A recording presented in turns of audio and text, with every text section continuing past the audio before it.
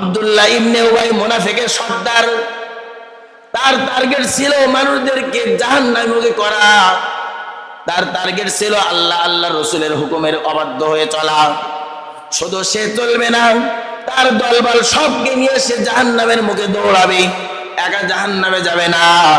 ঠিক কাল কিয়ামতের ময়দানে এমন মানুষ অবশ্যই দুনিয়ায় আপনার আবার হবে। সামনে একটু আগায় বসেন, যাদের জায়গা ফাঁকা আছে একটু আগায় বসেন। আব্দুল্লাহ ইবনে উবাই মুনাফিকের সর্দার, রাসূলের জামানায় ছিল। বর্তমানও আব্দুল্লাহ ইবনে উবাইয়ের দলভারীর লোক আমাদের সমাজের মধ্যে আছে। বিভিন্নভাবে আব্দুল্লাহ ইবনে উবাই যে মুনাফিকের সর্দার, মানুষকে বিভিন্ন প্রলোভন দেখায়, মানুষকে বিভিন্ন লোভ দেখায়, মানুষকে ইসলাম থেকে দূরে সরায়, রাসূলুল্লাহ সাল্লাল্লাহু আলাইহি ওয়াসাল্লামের তরিকা থেকে সরায়। যেমন ভাবে জাহান্নামী করেছিল, বর্তমান সময়ও আমাদের মধ্যে মুনাফিক আব্দুল্লাহ ইবনে উবাইয়ের মতো মুনাফিক গোপনে গোপনে কাজ করে। তারা আপনার আমার জাহান্নামী করার জন্য কিন্তু সদা সর্বদা পায়তারা করবে। কথা বলেন ঠিক কিনা? সব সময় তাদের টার্গেট কিভাবে মানুষকে জাহান্নামী করা যায়, কিভাবে মানুষকে দিন ভোলানো যায়, কিভাবে মানুষকে ইসলাম থেকে দূরে সরানো যায়।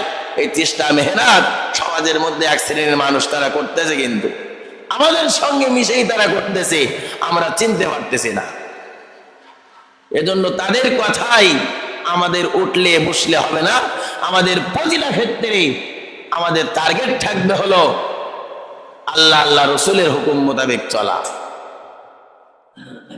নতুবা কিন্তু শান্তি পাওয়া যাবে না, কোনোভাবেই শান্তি পাওয়া যাবে না। এজন্য এই শাবান মাসে এই যে ইফকের ঘটনা, এটাও ঘটছিল।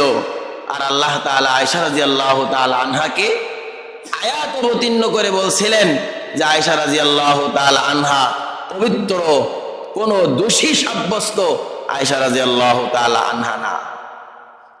আমরা মনে করতেছি যে আমাদের সমাজে এখন তো মুনাফিক দেখা যায় না, আব্দুল্লাহ ইবনে উবাইকে তো দেখা যায় না, কিন্তু যারা গোপনে গোপনে এক শ্রেণীর মানুষকে কিভাবে ভোলাবে, ইসলাম থেকে দূরে সরাবে, এ শ্রেণীর মানুষ আমাদের সমাজে আছে না নাই? কথা বলেন, কম না বেশি?